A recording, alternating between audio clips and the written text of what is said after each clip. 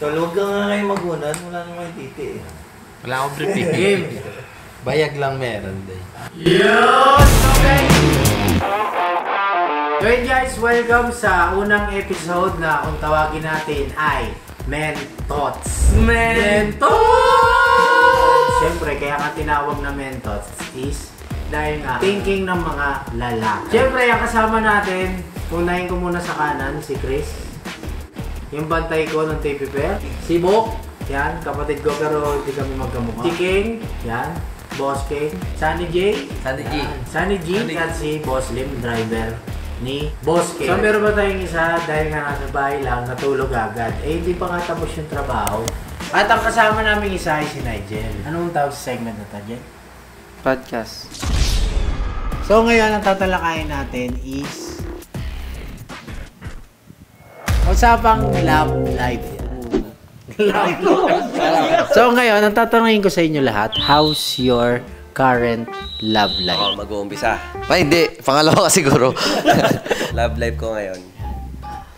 Komplikado. Nasa stage ako ngayon ng may gusto nang bumitaw. So what's the point in all of this? Complicated. Sobra kami. Ngayon, tatanungin ko yung kapatid kong hindi tumatanda. Good. May love life ka, Ops?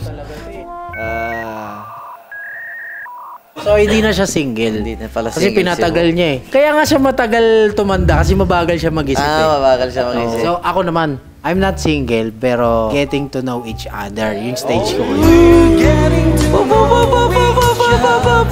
May nililigawan. Meron ako nililigawan. At focus ako dun. At tingin mo, napipil nyo na nagkakaintindihan kayo. Feeling ko, gets niya ako, gets ko siya. So, get kami. Jel, tanongin kita, how's your current love life? Single. Focus daw siya sa paglilinis ng kotse ni Boss King. Ay, ako alam niyo naman ako guys. Ako ay talagang happily married with a son and a happy wife. So, masabi ko na ako ay happily married. Yeah. Wow. Next. My love life is today is very good. Very good. How about you, my friend? Single.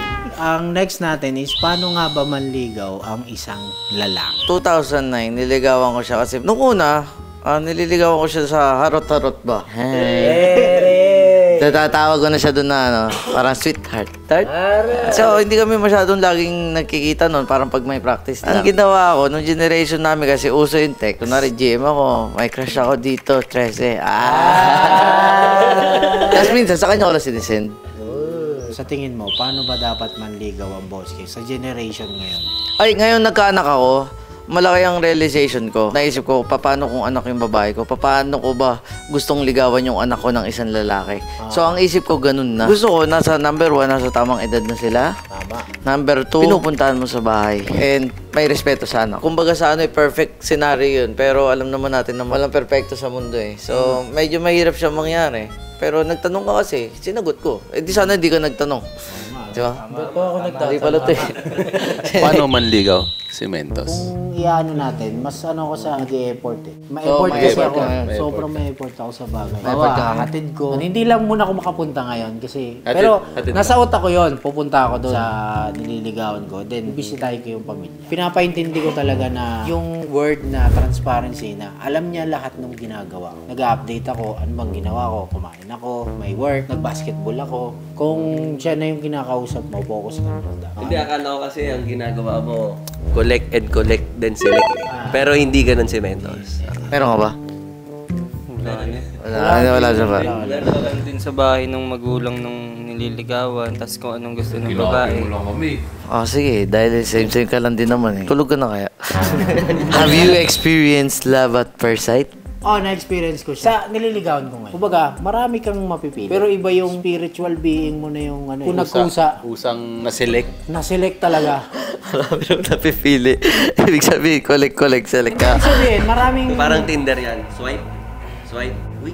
Love at first sight. Yun ang gusto mong sabihin. Ano naman yung pakiramdam ng love at first sight? Sabi mo, naramdaman mo Parang yung chat namin, lumipas ng isang buwan. Lumipas uli ng linggo-linggo hanggang sa amin. Nagtuloy-tuloy na. Ano yun? Hindi kasi, Hindi, sabi mo kasi na love at first sight kay. Kasi ang love at first sight, yung nakita ko, kunwari lang sabi ni Mentor sa kilala niya sa Facebook, uy, na-in love ako, love at first sight, chat mo yan. Hindi, Ang Ano ba love nangyari? at first sight ko, on my perspective, kumbaga dumaan lang siya, parang gano'n, pero nakatatak siya sa ulo. Kaya, nung nag-usap kayo, kahit na napuputol siya, parang umalign nung una, love at first sight, uy. Parang bibili ka sa tindahan na babae yung Kunyari, pinagbili mo. pumili ka ng... Tapos parang, abili. Parang na-stop ka, gano'n. Hindi. Hindi. Sinasabi naman ni Mentos Bo. Perspective niya. Kaya mo na yun. Kasi kwento niya yan. Okay. Bida siya dyan. Okay. Sa akin kasi, bilang introvert na tao, uy, ganda nito. Next time, ipon ako. Afford ko na, bilang ko na. Nag-ipon ka pala ng mga ibon mo na yun? Hindi ko afford eh. Ginugulo niya kasi si Mentos eh. Kung sa akin naman, ang understanding ko naman sa love at first sight, nung nakita ko siya, hindi na siya mawala sa isip. Tapos parang may something talaga sa kanya, hindi ko alam kung ano. Uy, love kita. Parang ganda pala yung pag tumibok. Ang puso. Love at first sight, tumibok ko yung puso mo sa unang tingin. Wala ka na magagawa, sundin mo ang tibok ng puso.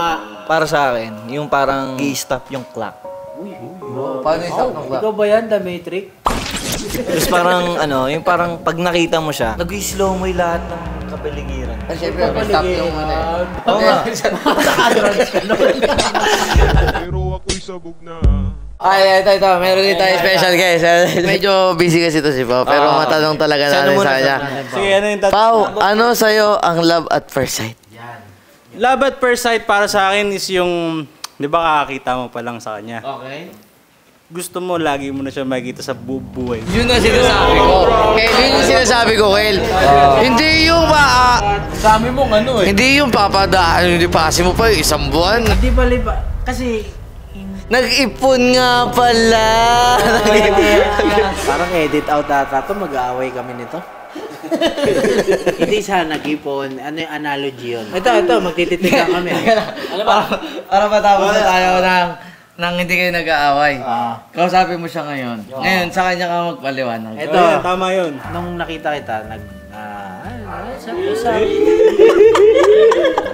Yan. First time ko makita Gusto kita noon. Pero sana maintindihan mo, nung time na yun, di pa ako parang handang makipag-usap ng tuloy-tuloy. Kasi busy ako sa trabaho. Hindi ko rin nakita na single ka ba, mamaya may jowa ka pala. Hindi muna ako nag-stop nung time na nag-usap tayo. Ito mga kaibigan ko kasi talaga. Huwag kang magagalit. Kung kailangan mo ng matinding explanation, just PM me. Dito podcast, sinuulit ko po, ito'y kwentuhang panlalaki. Bahala kayo kung anong isipin nyo. Podcast, sabi niyo, podcast. Pero podcast pa rin talaga to. Nagulo talaga. So yun guys, kung may gusto pa kayong malaman regarding sa aming Team Payaman, comment down below at sasagutin namin na. Kung hindi ko nasagot, please forgive me.